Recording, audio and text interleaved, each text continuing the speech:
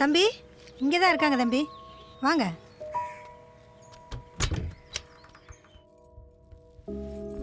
உள்ள போங்க. வாங்க.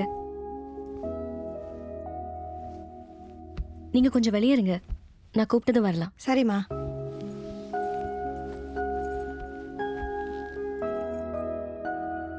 தொந்தரவுக்கு மன்னிச்சிடுங்க. யார்கிட்ட உதவி கேட்கறதுன்னு தெரியல, உங்க ஞாபகம் தான் வந்துச்சு. எதுக்குங்க மன்னிப்பெல்லாம் கேட்டு? என்ன பிரச்சனை சொல்லுங்க. நான் பிறந்து வளர்ந்ததெல்லாம் பெங்களூர் தான். நானும் அம்மாவும் இங்கே தனியாக தான் இருக்கோம். நடிகையாக இருக்கிறதுனால ரசிகன் சொல்லிட்டு நிறைய ஃபோன் கால்ஸ் வரும். கொஞ்ச நாள் முன்னாடி அந்த மாதிரி ஒருத்தன் என்னோட ரசிகன் ஆரம்பித்து தப்பாக பேசினான். நான் கோவத்தில் திட்டிட்டு அந்த நம்பரை பிளாக் பண்ணிட்டேன். நேற்று காலையில் மறுபடியும் வேற நம்பர்லேருந்து கால் பண்ணான். நான் சத்தம் போட்டேன். அதுக்கு அவன் உன் கூட படுக்கணும், எவ்வளோ பணம் கேட்டாலும் தரேன்னு சொன்னான். நான் என் ஃப்ரெண்டை அழைச்சிட்டு போலீஸ் ஸ்டேஷன் போய் கம்ப்ளைண்ட் பண்ணேன். இன்னைக்கு காலையில் வேற ஒரு நம்பர்லேருந்து கால் பண்ணி, நான் டீசெண்டாக தானே கேட்டேன், போலீஸ் ஸ்டேஷன் போய் கம்ப்ளைண்ட் பண்ணால் பயந்துருவேன்னு நினச்சியான்னு மிரட்டுற மாதிரி பேசுகிறான். நீயா வந்துட்டேன்னா உனக்கு நல்லது, இல்லைனா உன்னை எப்படி என் பெட்ரூம்க்கு வர வைக்கிறதுன்னு எனக்கு தெரியும். நீ எந்த போலீஸ் ஸ்டேஷன் போனாலும் என்னை ஒன்றும் செய்ய முடியாதுன்னு சொல்லி 1 வீக் டைம் தரேன்னு ஃபோனை வச்சுட்டான். கவலைப்படாதீங்க. அவன் எந்த ஃபோன் நம்பர்லேருந்து என்னன்னைக்கு ஃபோன் பண்ணான்னு எழுதி கொடுங்க, மற்றதெல்லாம் நான் பார்த்துக்கிறேன். ஷார்ட் ரெடியாம்மா? 1 மினிட்.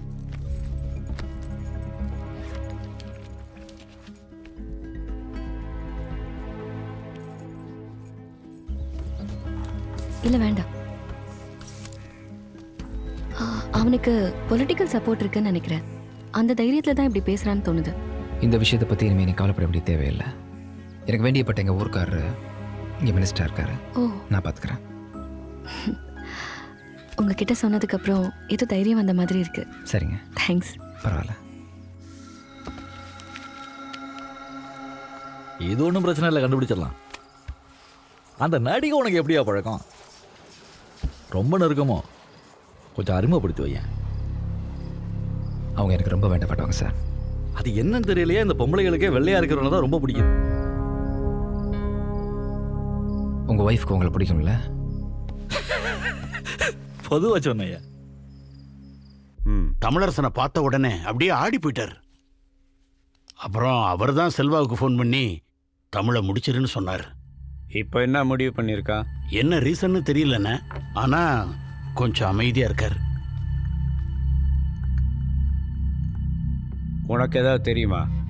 தங்கபாண்டியை சொல்லி தான் செல்வம் ஆட்கள் அமைச்சதா தமிழும் நம்புறாரு. அதுக்கான காரணம் தான் யாருக்கும் தெரியலண்ணே. தங்கப்பாண்டி ஏன் தமிழை பார்த்து பயப்படணும்? தமிழுக்கும் தெரியாத ஏதோ ஒரு விஷயம் இருக்கு. யாருக்கு தெரியும்? வர எலெக்ஷனில் தங்கப்பாண்டியனை காலி பண்ணுறதுக்கு தமிழரசனே முக்கிய காரணமாக இருக்கலாம். கொஞ்சம் பொறுங்கண்ணே, விஷயத்தை தெரிஞ்சுட்டு வந்து என்னன்னு சொல்லிடுறேன்.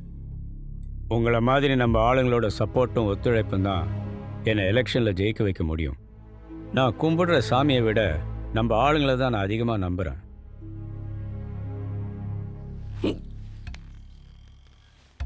தண்ணி பிரச்சனையை பற்றி ஏற்கனவே மேட்ட நான் பேசிட்டேன். கூடிய சீக்கிரம் ஒரு முடிவு கட்டிடலாம். நாங்களும் ரொம்ப நாளாக அந்த பிரச்சனையை பேசிக்கிட்டே தான் இருக்கோம். நீ இப்படி தண்ணியை போட்டு வந்து பொறுப்புலாம் பேசினா எப்படி? பெருசே, அங்கே உன் பேரன் ஊருக்கே ஊற்றி கொடுத்துட்டு இருக்கிறான். இங்கே வந்து யோகி ரெண்டு பேசுனுக்கிறியா? பேசாமல் உட்காரு, இல்லை அசிங்கப்பட்டு போயிடுவேன். முதல்ல அவர் வயசுக்கு கொஞ்சம் மரியாதை கொடுத்து பேசுங்க. பாரில் போலீஸ் சரக்கு விற்று கவர்மெண்ட்டை ஏமாற்றி லட்சமாக கொள்ளடிக்கிறவனுக்கு மரியாதை ஒரு கேடு. நான் தெரியாமல் தான் கேட்குறேன். குடி தண்ணியில் சாக்கடை தண்ணி கலக்குதுன்னு பல முறை கம்ப்ளைண்ட் பண்ணியும் நீங்கள் ஏன் நடவடிக்கை எடுக்கலன்னு கேட்டால் அதுக்கு பதில் சொல்லாமல் என் பாரை பற்றி பேசிகிட்டு இருக்கே, உனக்கு இப்போ என்னதான் பிரச்சனை? அப்போ உன் பாரில் போலீஸ் சரக்கு விற்கிறேன்னு ஒத்துக்கிறேன். நான் கள்ள சரக்கு விற்கிறேனா இல்லையான்றதை பற்றி பேசுறதுக்கான இடமும் இது கிடையாது, அதுக்கான ஆளும் நீ கிடையாது. புரிஞ்சுதா? நீங்களே பாருங்க, அவன் பாரில் கள்ள சரக்கு இருக்குன்னு அவனே ஒத்துக்கிட்டான். நான் இங்கேயே இருக்கேன். இப்போவே நீ வாட்டில் என் பார்க்கு அனுப்பு. நீ சொல்கிற மாதிரி ஒரு பாட்டில் அங்கே இருந்தாலும் இன்றைக்கே நான் என்னோடய பார் லைசன்ஸை கேன்சல் பண்ணுறேன். ஆனால் நீ சொல்கிற மாதிரி அங்கே எதுவும் இல்லைன்னா உன் கவுன்சிலர் பதவியை ராஜினாமா பண்ணுவியா? ஏன் அப்படியா? கவுன்சிலர் இல்லைன்னு பார்க்குறியா? அவ்வளோ பெரிய பொறுப்புக்கார பருப்பாக இருந்தா என்ன பண்ணியிருக்கணும்? அந்த தண்ணியில் சம்பாதிக்கிற கொஞ்சமாவது இந்த தண்ணியில் செலவு பண்ணியிருக்கணும். அதிகமாகலாம் இல்லை, 1 லாரி தண்ணி வாங்கி கொடுத்து வந்து இதை நீ சொல்லியிருந்தனா நீ பேசுறதுல ஒரு நியாயம் இருக்குன்னு ஒத்துக்கிட்டு நீ சொல்கிறத கொஞ்சம் யோசிக்கவாத செஞ்சுருப்பேன். அதுக்கெல்லாம் உனக்கு மனசு வராது. ஆனால் பதவிக்கு வர்றதுக்கு மட்டும் ஆசைப்படுவேன். நான் அமைதியாயிட்ட. பணம் செலவு பண்ணணும்னு சொன்னதும் வலிக்குது இல்லை? அப்போ மூட்டு கிளம்பு. எப்போ என்ன பண்ணணும்னு எங்களுக்கு தெரியும். சும்மா ஓட்டு போட்டீங்க, வாங்க வேண்டியதெல்லாம் வாங்கிட்டு தானே ஓட்டு போட்டீங்க. பெரிய யோகிய மாதிரி கை தட்டுறீங்க. என்னமோ கொடுத்தாங்கிறீங்களே, யார் அப்போ விட்டு காசு எடுத்து கொடுத்தீங்க? எங்ககிட்ட இருந்து எடுத்ததுலேருந்து கொஞ்சோண்டு திருப்பி கொடுத்தீங்க. இதுக்கு என்னமோ பெருசா பேசுறீங்க. பார்த்தீங்கல்ல எவ்வளோ பேசினா, பணம்னு சொன்னோன்னு ஓடிட்டான் பாருங்க. ஆனால் நான் அப்படி இல்லை, சொல்கிறத செய்கிறவன்.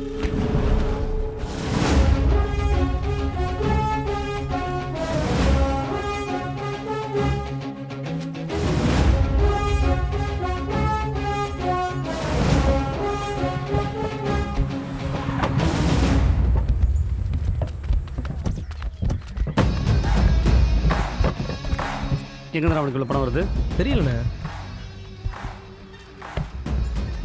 ஏங்க சும்மா நிக்கிறதுக்கு வந்து ஒரு கை பிடிக்கலாம்ல? 5 லோடு தானே வந்திருக்கு, இன்னும் நிறைய இருக்க போறானா. பார்த்து இறங்குங்கப்பா, பல பேர் கண்ணு படுது. சும்மா சீண்டி பார்க்கணும்னு பண்ணலடா, ஏதோ திட்டத்தோடு தான் பண்ணுறான். தமிழ் என்ன உன் பேர் எழுதாம கருணாகரன் பேர் எழுதுறாங்க? எவனாவது எங்கேருந்து காசு வந்துச்சு இதெல்லாம் வாங்குறதுக்குன்னு கேள்வி கேட்டு மொட்டை பிடிஷன் போட்டான்னு வச்சுக்கோங்க, என்னை தூக்கி உள்ள வச்சுருவானுங்க. அதான் கருணாகரன் பேர் போட்டேன்.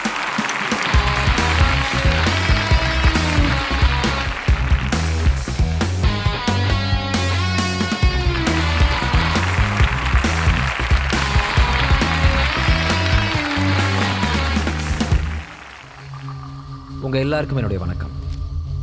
சமூகத்தில் மாற்றத்தை கொண்டு வரணும்னா அது ஓன்ட்டேருந்து ஆரம்பின்னு நம்ம காந்தியடிகள் சொல்லியிருக்காரு. அந்த மாற்றத்துக்கான ஆரம்பம் தான் இந்த கூட்டம். தண்ணி பிரச்சனைக்காக நாமெல்லாம் கவுன்சிலர் அன்பழகனை சந்தித்தப்போ அவர் பேசினதை நீங்கள் மறந்துருக்க மாட்டீங்க. அவர் பேசினதில் எந்த தப்புமே இல்லை.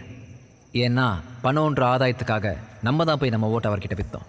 பணத்துக்காகவும் பொருளுக்காகவும் ஓட்டு போட்டால் பொறுப்பில் இருக்கவங்க செய்கிற தப்பை தட்டி கேட்குற அடிப்படை உரிமை கூட நமக்கு கிடையாதுன்ற விஷயத்த அன்பு நமக்கு புரிய வச்சுட்டார்.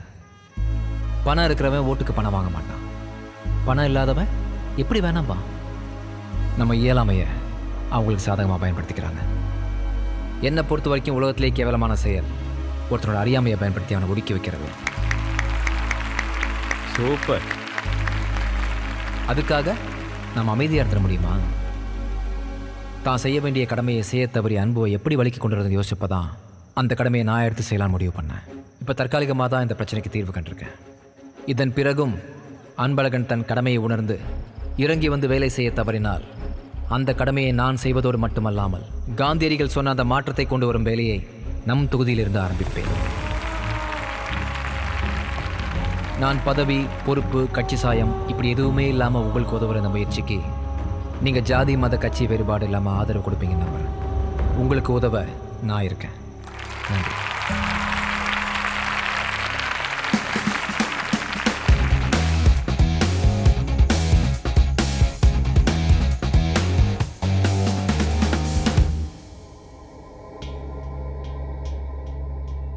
அவன் ஆரம்பத்துலேருந்து எல்லாத்தையும் திட்டம் போட்டு தானே செஞ்சுக்கிட்டு இருக்கான்.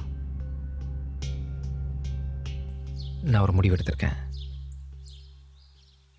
அரசியலில் ஈடுபட போகிறேன்.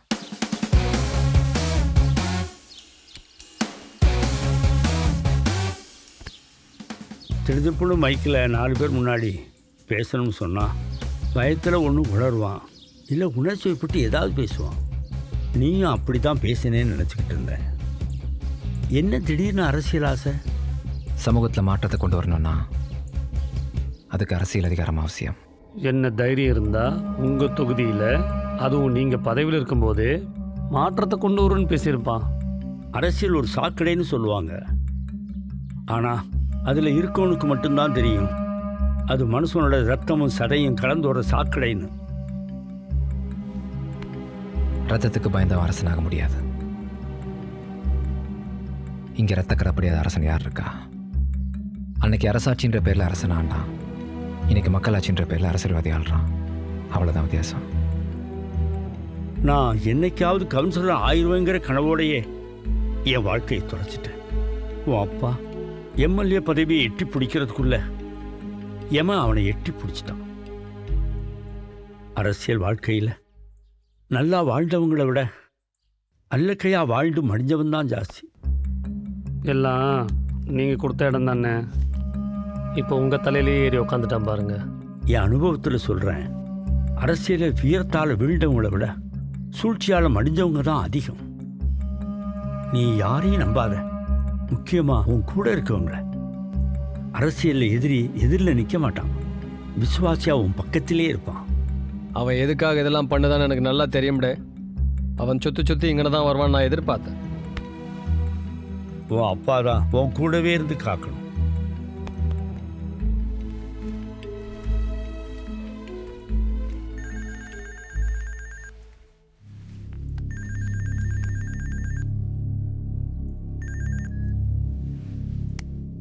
சொல்லுங்கண்ணே. அண்ணன் உன்னை பார்க்கணுமாப்பா, உடனே வர சொன்னார். சரிண்ணே, வரேன்.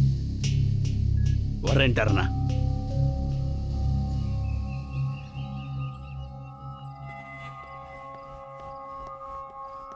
வா தமிழ், உன் அண்ணன் கூப்பிடுறாரு.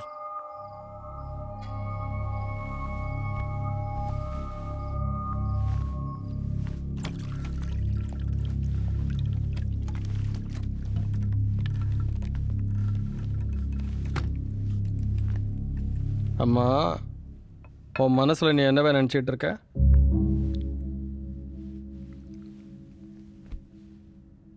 எதுக்கு என் மவன் ஃபோன் நம்பரை போலீஸ்கிட்ட கொடுத்து யார் என்னன்னு விசாரிக்க சொல்லியிருக்க?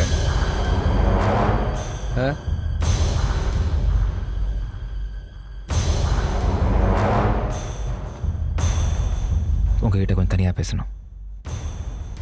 நீ அப்படி போய எம்எல்ஏ ஏதோ என்கிட்ட தனியாக பேசணுமா? சரிண்ணா.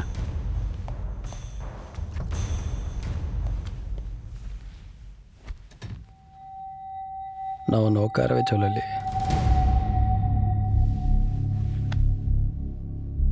எனக்கு தெரிஞ்ச அஞ்சானான்ற நடிகை கொடுத்த ஃபோன் பண்ணி ரொம்ப தப்பாக பேசி தொந்தரவு பண்ணியிருக்கான். அவன் யாருன்னு கண்டுபிடிக்கிறதுக்காக அவன் நம்பர் கொடுத்து விசாரிக்க சொன்னேன். அது உங்கள் பையன்தான்றது நீங்கள் சொல்லி தான் எனக்கே தெரியும். தப்பா அண்ணா? அப்படி என்ன பேசிட்டானா அம்மாவன்? தப்பாக பேசியிருக்கான்னா புரிஞ்சுக்குங்க. மிஞ்சு போனால் அவளை படுக்கு வரையான்னு கேட்டிருப்பான், அவ்வளோதானே. பணம் கொடுத்தா எவங்க கூட ஒன்றா ஆடி பாடி கூத்தடிக்கிறா, அதை தானே அம்மாவன் கேட்டிருக்கான். ஏன் மாட்டாளாமா? நீ ஒன்று செய், அவள்கிட்ட புரிகிற மாதிரி பக்குவமாக எடுத்து சொல்லி என் மவனை அனுசரித்து போக சொல். உனக்கு ஏதாவது பணம் தர சொல்லுது, சரியா? ஆமாம், நீ என்ன பெரிய மயிரா நாட்டம் எல்லா பிரச்சனைக்கும் நாட்டாம் பண்ண வந்துட்டுருக்க? இல்லை, அன்னைக்கு நீ மேடையில் பேசுறதுக்கு உன் மேலே காட்டமாக இருக்கேன். 4 தெருவுக்கு தண்ணி தொட்டி வாங்கி வச்சு மைக்க பிடிச்சி கத்தினா மக்கள்லாம் ஓடி வந்து ஓட்ட போட்டு உன் எம்எல்ஏ ஆக்கிடுவாங்க நினப்பு. ஒரே ஒரு பொண்ணு இருக்கிற எல்லா கேஸையும் உன் மேலே போட்டு செம்மத்துக்கும் உள்ள தூக்கி வச்சு நம்பி மவன் தமிழரசன் ஒருத்தன் வாழ்ந்தாங்க தடையெல்லாமே எல்லாம் அழிச்சிடும் சாக்கிறத. இதுதானே உன்னை பார்க்கற கடைசி தடவையாக இருக்கணும். இன்னொரு தடவை என் கண்ணில் பட்ட உசுரோட திரும்ப போக மாட்டேன். சரிக்கு சரியா உட்காந்து பேசிக்கிட்டு எதிர. நீ உன் பையனுக்கு மாமா வேலை பண்ணுறதை விட்டுட்டு அஞ்சனாவுக்கு இன்னொரு வாட்டி அவன் ஃபோன் பண்ணா அதை அவன் கிட்ட மன்னிப்பு கேட்கறதுக்காக மட்டும்தான் இருக்கணும். தெளிவாக சொல்லி வை. அடி, யார் வீட்டில் உட்காந்து யார் இன்னும் ஒரு வார்த்தை பேசினா அதுதான் நீ பேசுகிற கடைசி வார்த்தையாக இருக்கும். நீ நினச்சா என்ன வேணா கேஸ் போட்டு என்ன உள்ள தள்ளி என் கதையை முடிக்கலாம். ஆனால் அதுக்கெல்லாம் முன்னாடி ஒன்றை நான் முடிச்சிடுவேன். நீங்களா திருந்திட்டீங்கன்னா உனக்கு நல்லது, உன் பிள்ளைக்கு நல்லது. நான் திருத்தினா உங்கள் உடம்புல உயிர் இருக்காது.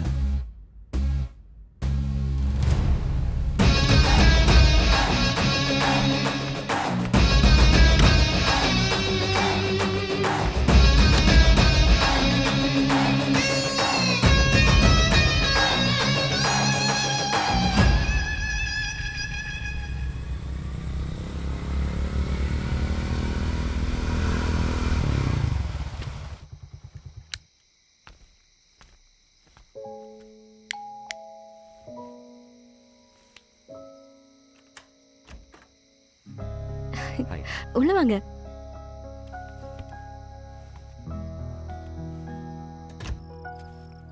தனியாவா இருக்கீங்க? இல்ல, அம்மா என் கூட தான் இருக்காங்க. இப்ப தம்பிக்கு எக்ஸாம் நடக்கிறதுனால பெங்களூர் போயிருக்காங்க. நெக்ஸ்ட் வீக் வந்துருவாங்க. அது வரைக்கும் அன்னைக்கு ரெஸ்டாரண்ட் வந்திருந்தாலே பிரியா, அவ என் கூட தான் ஸ்டே பண்ணியிருக்கா. உட்காருங்க. ஃபோன் பண்ணது யாருன்னு தெரிஞ்சிருச்சுன்னு சொன்னீங்களே. எனக்கு வேண்டப்பட்ட எங்கள் ஊருக்காரர் மினிஸ்டர் இருக்காருன்னு சொல்லியிருந்தேன்ல, ஆமா.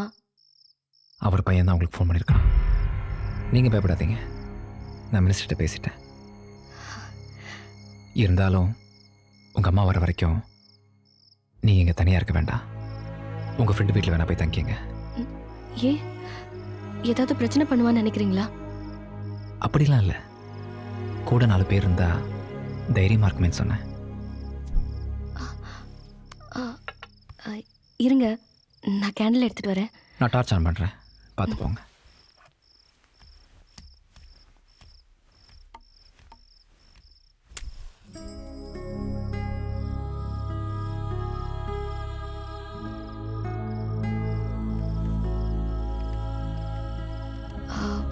கரண்ட் வர வரைக்கும் நீங்க கொஞ்சம் இருந்துட்டு போக முடியுமா ப்ளீஸ்? நிச்சயமா. தேங்க்ஸ்.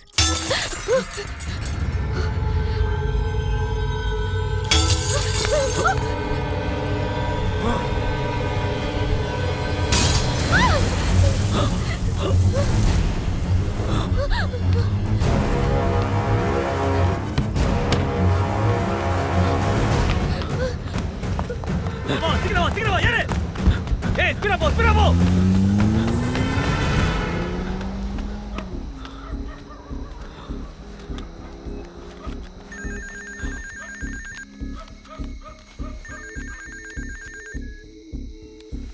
சொல்லுங்கண்ணே. தமிழ், நம்ம வீட்டில் ஃபயர் ஆக்சிடென்ட்டா. தாத்தாவை பக்கத்தில் இருக்கிற கவர்மெண்ட் ஹாஸ்பிட்டலில் சேர்த்துருக்காங்களாம். நான் உடனே அங்கே போகிறேன். நீ கொஞ்சம் சீக்கிரம் வந்துடு. யாரு நல்லா தெரியல. போலீஸ்க்கு யார் ஃபோன் பண்ணாங்களா? எதிர் வீட்டுக்காரங்க பண்ணியிருக்காங்க. ஒரு நிமிஷம். யார் கேட்டாலும் வந்தது யாருன்னு தெரியாது, அவங்க ஏன் இப்படி பண்ணாங்கன்னு தெரியாதுன்னு மட்டும் சொல்லுங்கள். அதை தவிர்த்து வேறு எதுவும் சொல்லிக்க வேண்டாம்.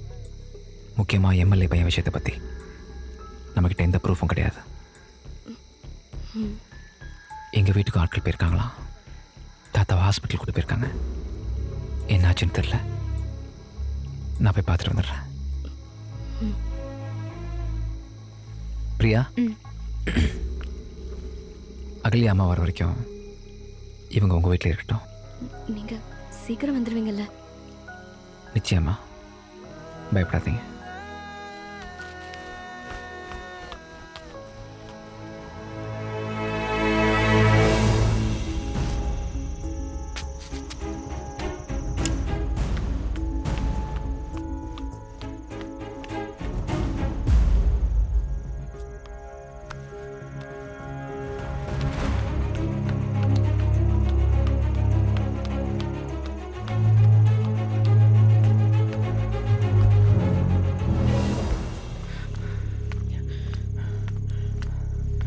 தாத்தா அப்படி இருக்காரு.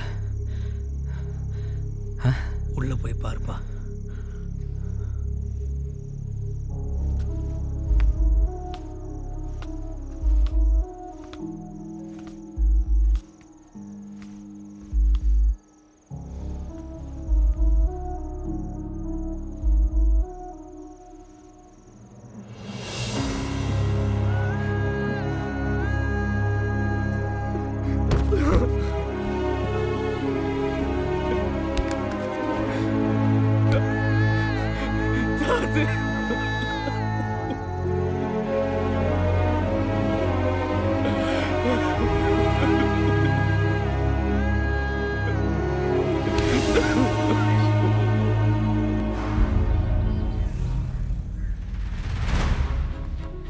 அவங்க என்ன கேட்டாலும் நீ எதுவும் பேசாத, வந்துகிட்டே இரு. அஞ்சனா, உங்க வீடு தாக்கப்பட்டதுக்கு யார் காரணம் நினைக்கிறீங்க? அஞ்சனா, உங்க கூட இருந்தது யாரு? அவருக்கு உங்களுக்கு என்ன தொடர்பு? இந்த வீடு தாக்கப்பட்டதுக்கு அவர்தான் காரணம்னு சொல்றாங்க. அது உண்மையா? Please move. என்ன நடந்ததுன்னு சொல்லுங்க. அவர் உங்க காதலன்றதால மீரா கிட்ட மறைக்கிறீங்களா? பதில் சொல்லிட்டு போங்க அஞ்சனா. நீ நடிச்சு கிழிச்சதெல்லாம் போதும், எல்லாத்தையும் மூட்டை கட்டிட்டு எங்களோட பெங்களூர் வந்து செட்டில் ஆகிற வழியை பாரு. வெளியில தலை காட்ட முடியல.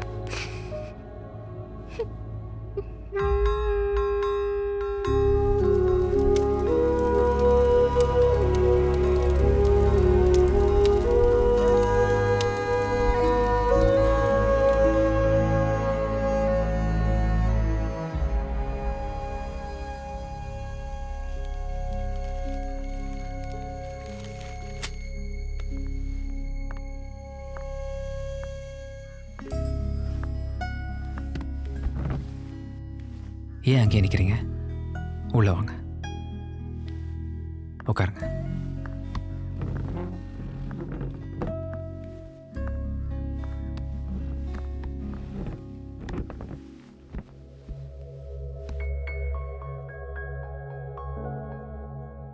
I'm sorry. எதுக்கு? நான் தான் அப்படி சொன்னேன். நான் உங்களை ஹாஸ்பிட்டலில் பார்க்க வந்தது, அப்புறம் ரெஸ்டாரண்ட் வந்தது, எல்லாத்துக்கும் உங்களால் எனக்கு எந்த பிரச்சனையும் வரக்கூடாதுங்கிற பயம்தான் காரணம். ஆனால் இன்னைக்கு நான் அந்த மாதிரியான எண்ணத்தில் வரல. என் பேரண்ட்ஸ் கிட்ட நடந்தது எல்லாத்தையும் தெளிவாக எடுத்து சொல்லி பேசி பார்த்தேன். நிச்சயமாக ஒத்துக்க மாட்டோம்னு சொல்லிட்டாங்க. அப்புறம் ஃப்ரெண்ட்ஸ் கிட்ட பேசினேன். ரொம்ப தப்பான முடிவுன்னு சொன்னாங்க. எனக்கு உதவி செய்ய போய் அதனால பாதிக்கப்பட்டு தனியாக நிற்கிற உங்களுக்கு துணையாக இருக்கிறது தான் சரின்னு என் மனசுக்கு பட்டுது. சொல்லிட்டேன். நான் என்ன சொல்றேன்னு உங்களுக்கு புரியுதா? புரியுது. இன்னொரு நாள் மறுபடியும் டைம் எடுத்து யோசிச்சு சொல்லுங்க. இனிமே எனக்கு சொந்தமான இதையை நான் இழக்க விரும்பல. சின்ன வயசுலேருந்தே நான் எங்கள் அப்பா அம்மாவத்தையும் அம்மா அம்மாவத்தையும் பார்த்ததில்லை. எல்லாமே என் தாத்தா தான். அவரை இதே இடத்துல உயிரோட கொளுத்தி கொண்டிருக்கான். எனக்கு என்ன முக்கியமான கடமை ஒன்று பாக்கி இருக்கு. அதை நான் முடிக்கிற வரைக்கும் நீ கொஞ்சம் பொறுத்திருக்கணும். மணிமாறன் செல்வா மாதிரி கிடையாது தங்கபாண்டியன். ஆளுங்கட்சி மினிஸ்டர். பவரில் இருக்க மினிஸ்டர் நீ தனி ஒருத்தனா நின்று எதுவும் பண்ண முடியாது. ஆனால் அவன் நினச்சான்னா அமைச்சர் பதவியை யூஸ் பண்ணி உன்னை என்ன வேணாலும் பண்ணலாம். அதனால தான் நான் உங்களை பார்க்க வந்திருக்கேன். இது சம்பந்தமாக நான் ஏற்கனவே கட்சி தலைமைகிட்ட பேசிட்டேன். அவங்களும் உனக்கு முழு ஒத்துழைப்பு தரதா சொல்லிட்டாங்க. முதல்ல என் கட்சியோட சப்போர்ட்டு உனக்கு இருக்குங்கிறத தங்கப்பாண்டியனுக்கு தெரியப்படுத்துவோம். அப்போ தான் உன் மேலே கையை வச்சா அதை நாங்கள் பொது பிரச்சனை ஆக்கிடுவோங்கிற பயத்தில் உன்னை ஒன்றும் பண்ண மாட்டான். ஆனால் நான் உங்ககிட்ட வேற ஒரு உதவி எதிர்பார்த்து வந்திருக்கேன். என்ன செய்யணும் சொல்லு. தியாகுவை தங்கபாண்டியனுக்கு எதிராக அப்ரூவர் ஆக்கணும்.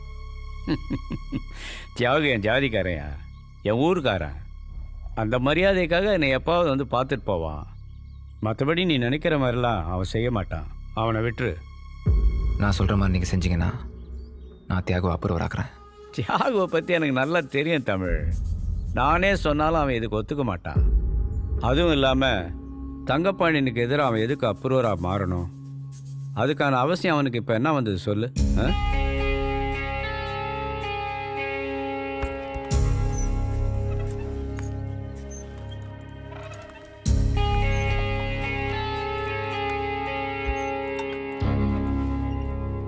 அவசியத்தை நான் ஏற்படுத்துகிறேன்.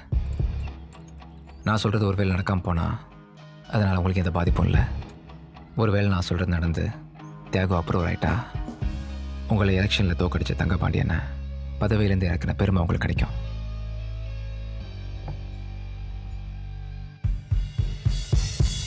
இப்போ நான் என்ன பண்ணணும்? தியாகுவை இங்கே வர வைக்கணும். சுலபமான சில விஷயங்களை கூட நாம் வா தியாகு, உனக்காக தான் காத்துட்ருக்கோம்.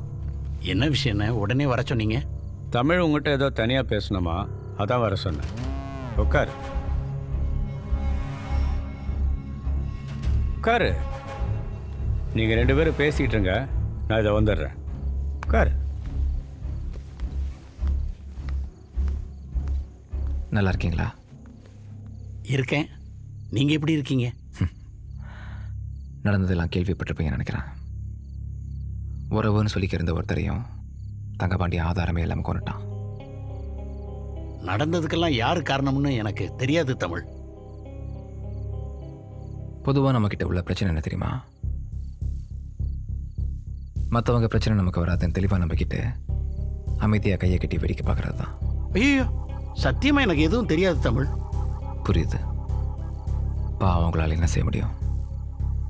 உங்கள் பிஏ தியாகவும் தமிழரசனும் இப்போ என் வீட்டில் தான் உங்களை பற்றி பேசிகிட்டு இருக்காங்க. என்னென்ன சொல்லுதீங்க? நீங்கள் தான் செல்வாக்கிட்ட சொல்லி தமிழை முடிக்க சொன்னீங்களா? அப்புறம் உங்கள் ஆட்கள் தான் தமிழ் வீட்டை கொளுத்தி அவன் தாத்தாவை கொன்னதான். ரொம்ப நன்றிங்க. நான் பார்த்துக்கிட்டேன். உங்களை அப்புறமா கூப்பிடுதேன். ஓகே.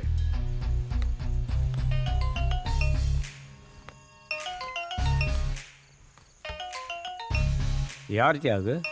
மினிஸ்டர்ண்ணே. எதுக்கு இந்த நேரத்தில் கூப்பிடுறாருன்னு தெரியலையே. நாங்கள் அமைதியாக இருக்கோம். எடுத்து பேசு.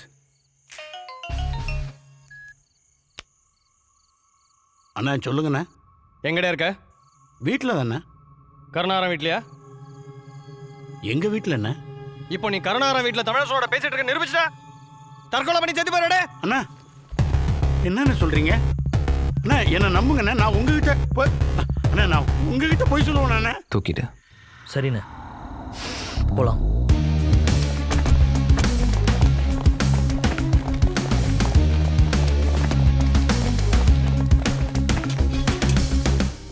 என்ன நம்புங்கண்ணா. நான் உங்களுக்கு துரோகம் பண்ணுவேண்ணா. எனக்கு எதிரின்னு ஒருத்தன் இருக்கவே கூடாதுன்னு நினைக்கதும்டா நான். அண்ணா நீ ஏன் ஜோத்த தின்னுட்டு என் எதிரிங்க கூட சேர்ந்து ஏன் முதுகுல குத்திருக்க? ஐயோ, எங்கிட்ட இருந்து ஒன்னையும் உன் குடும்பத்தை நீ கும்பிடுற சாமி தான் காப்பாத்து.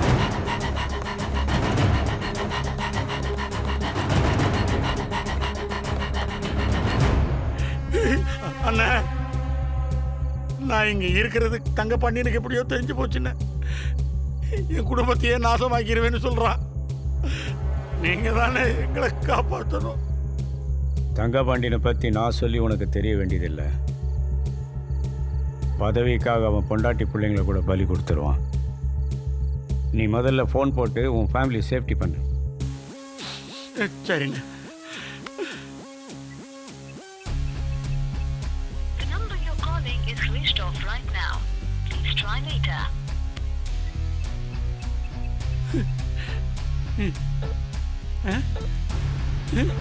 மொபைல் சுவிட்ச் ஆஃப் ஆயிருக்கு. அண்ணா லேண்ட்லைனும் போகலண்ணா. எனக்கு ரொம்ப பயமா இருக்கு. உங்களை நம்பி தானே இருக்கும். நான் இருக்கும்போது நீ எதுக்கும் பயப்பட தேவை. சரிண்ணா. தமிழ், தியாகு கூட அவன் வீடு வரைக்கும் போயிட்டு வா. ப்ளீஸ் தமிழ்.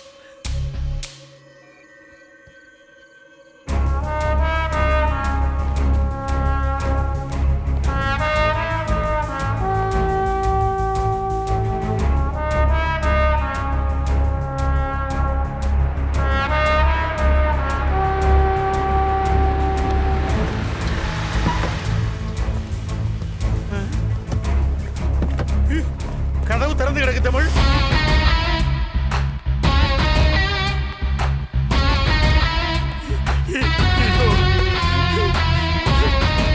வீட்டுல யாரும் இல்ல தமிழ்.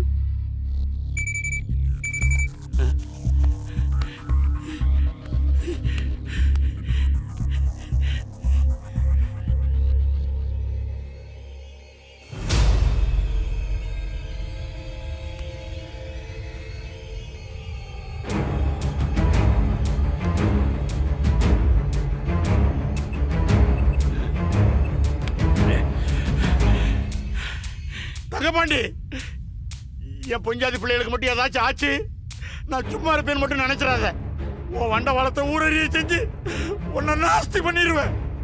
என் பேரை சொல்லுற அளவுக்கு பெரிய மனுஷன் ஐடியா. என் விஷயம் வெளியே வரதுக்கு முந்தி உன் போன ஊருக்குள்ள ஊரோல வரமாட்டே. என்ன கொன்றுவேன்னு மிரட்டுறான் தமிழ். நான் சொல்கிற மாதிரி செஞ்சீங்கன்னா நான் உன் குடும்பத்தை காப்பாற்றுறேன். நான் என்ன பண்ணணும் தமிழ்? தங்கபாண்டி உங்கள் குடும்பத்தை கடத்தி வச்சு மிரட்டுறதுலேருந்து இது வரைக்கும் அவன் பண்ண எல்லா யோக்கியத்தனத்தையும் இப்போவே மீடியா மூலமாக மக்களுக்கு தெரியப்படுத்தணும். உனக்கு அவனை பற்றி தெரியாது தமிழ். மோசமானவன். கோவத்தில் என் பொண்டாட்டி பிள்ளைகளெல்லாம் கொண்டாலும் கொன்றுவான். இப்போ மட்டும் உங்கள் குடும்பத்தை தங்கபாண்டியன் உயிரோட ஓட்டுவான் நம்புறீங்களா? தங்கபாண்டி உங்கள் குடும்பத்தை கடத்தி வச்சுக்கிட்டு மிரட்டுற விஷயம் மக்களுக்கு தெரிஞ்சாலே அவங்கள விடுவிக்கிறத தவிர அவனுக்கு ஒரு வழி கிடையாது. அப்படி செஞ்சால் மட்டும்தான் உங்கள் குடும்பத்தை உயிரோட காப்பாற்ற முடியும். நீங்கள் யோசிக்கிற ஒவ்வொரு நிமிஷமும் உங்கள் குடும்பத்துக்கு தான் ஆபத்து.